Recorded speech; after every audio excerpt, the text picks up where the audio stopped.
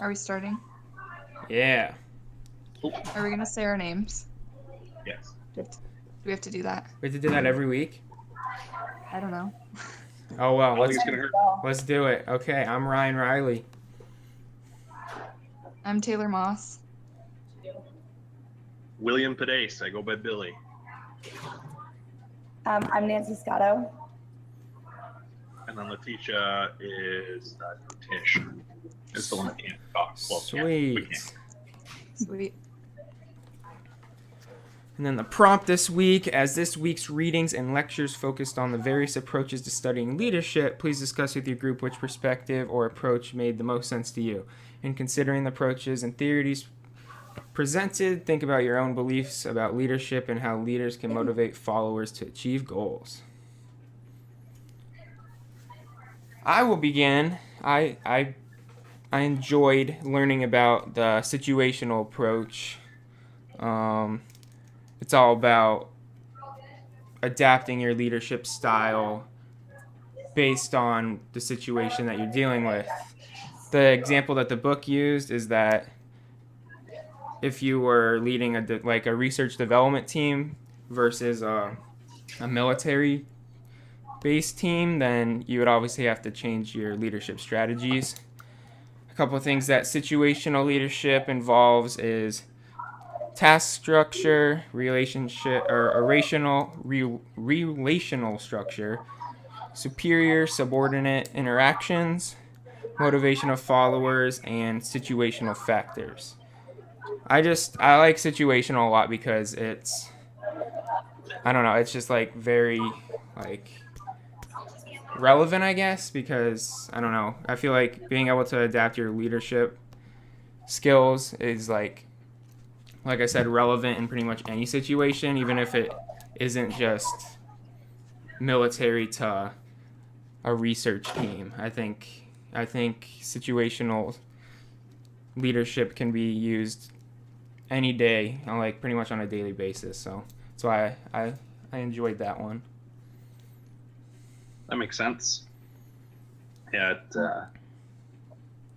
it's interesting to think about a leader in one field versus transitioning them into another one, and how that all relates. So then, Tish, you also had looked at situational. What are your thoughts on it? So based on your experience.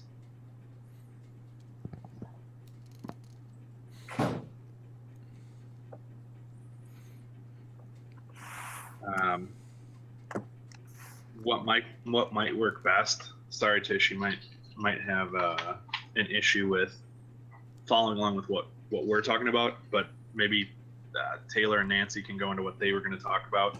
You can type out your stuff and then we kind of rehash it. That'll give you I'm time down to for that. I think that's a good idea. Cool. So Taylor and Nancy, you want to hop in? All right. So I feel like I understood the functional approach the best, because it like has to do with how leaders communicate in kind of a certain situation. The example in the book was on September 11th, and how different people took certain leader roles because of their personality and their way of communicating. Like a certain person could be the leader in telling other people what to do, like call 911 or do this, and other people are just more fit to kind of follow in that situation. If it was a different situation, they could take the leader role.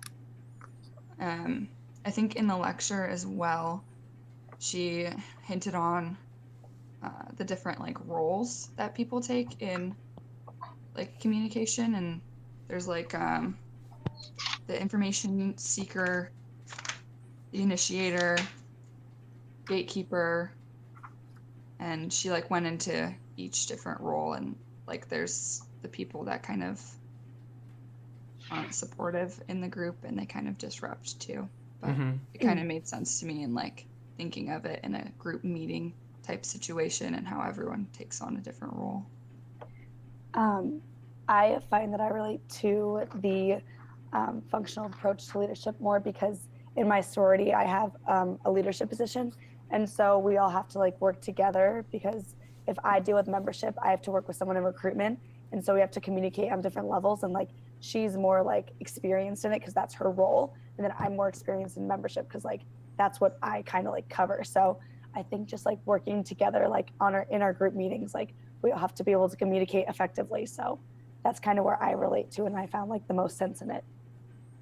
Yeah, no, Cool. that makes sense. Where it's the group leadership can be very effective when you divide and conquer, so to speak. Have different people in charge of different aspects of it. Anything else to add, either of you, on the functional side of stuff? Not really. But I don't think so. Okay. All right, Billy, take it away. Cool. So the reason I was leaning towards the relational approach is, again, just based on experience and how I interact with the main focus of any leader and person that they're leading is going to be related to the actual interpersonal relationship, and you're gonna get more out of, in my opinion, and just based on the readings, you're going to get more out of somebody by establishing that personal connection with them, and by when somebody is feeling personally connected to you and the goal that you're setting forth, they're going to be more inclined to perform the tasks that you want them to in an effective manner. Definitely. Now, it broke it out into two different pieces: the vertical dyad linkage model, and the LMX, or the leader member exchange theory. So the vertical dyad linkage model, I can see, in honesty, I can see it being effective because it has your in-group and your out-group. You'll get more out of your in-group, but then your out-group is not going to be motivated to perform at all. But it all depends on how you're looking at it. Because if you can get the most out of your in-group that you have that interpersonal relationship with, it can make up for the people that aren't part of the that in-group, so to speak. It's not something people want to talk about. You want to make sure that that everybody's included, but I can see validity in that, just from the perspective of it could be effective that way. But from a PC perspective, or from the perspective of inclusion, the leader member exchange theory is going to be a lot more widely accepted. And honestly, if you can focus on the relationship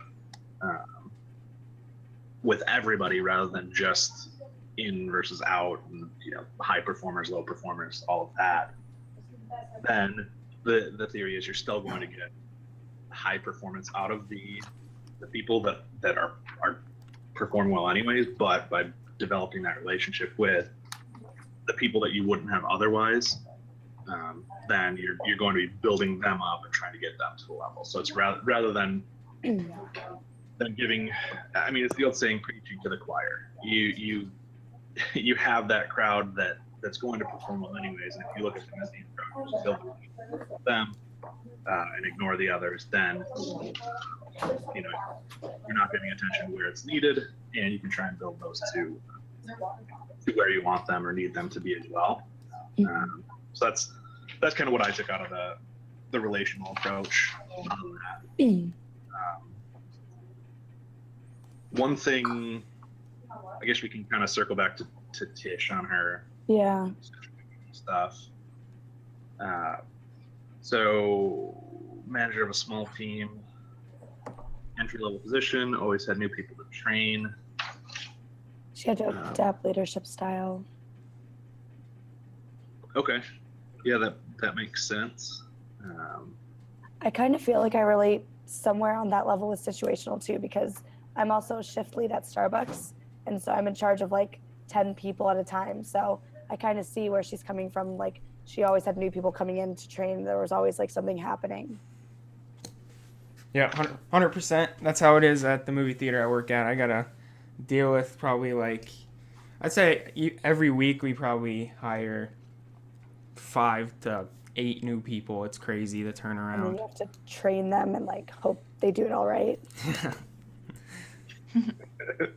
I can't tell you how many drinks we've had to remade just because people made it wrong.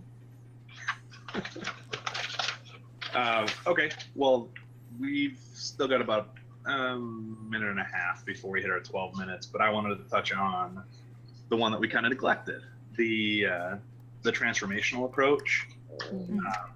I know, obviously, by virtue of us choosing the other ones and those making more sense, there's a reason behind that. It didn't make as much sense to us.